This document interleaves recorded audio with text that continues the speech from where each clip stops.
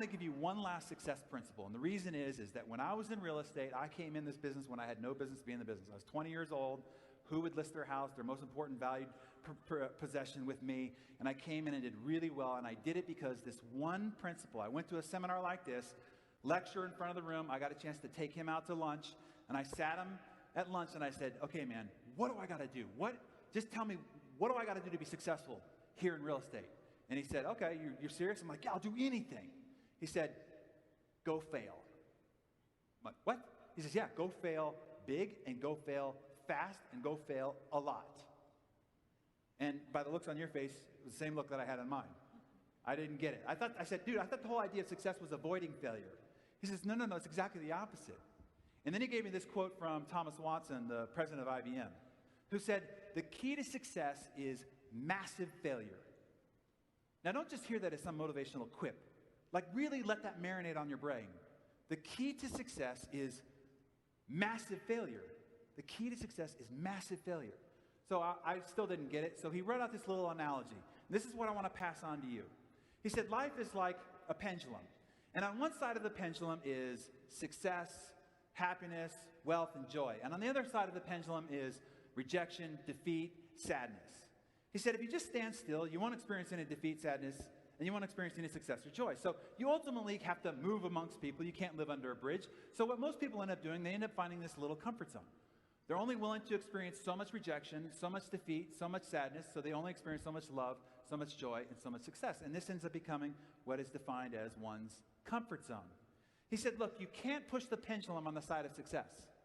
The only side you can control is the side of defeat, rejection, sadness, and pain. So your job, if you want to get the swing on the side of success, is to push it on the side of pain, rejection, sadness, and failure. Go fail really fast, a lot, as big as possible. So I took him at face value. Okay. So in real estate, there's a few places you can go get a lot of rejection, sadness, defeat really quick.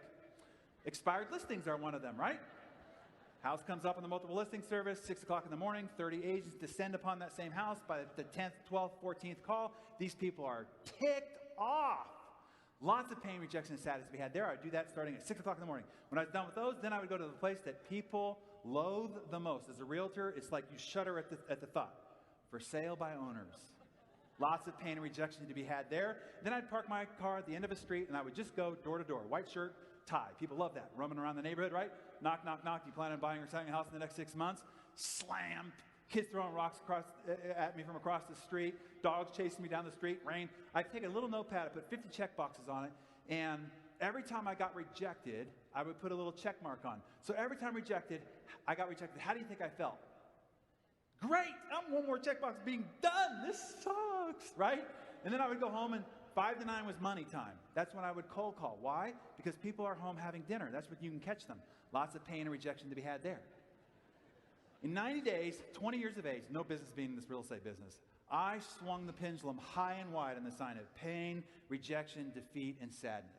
In an office of 44 agents, all veteran agents, in 90 days, I was outselling the entire office combined. More listings and more escrows in the entire office combined. The pendulum, as he promised, swung in equilibrium. The end of the first year, more than the number 2 and 3 agent combined. The end of the next year, number 1 in the city, then number 1 in the county. All because of this principle, this strategy here. And now even to this day, this creates a new comfort zone.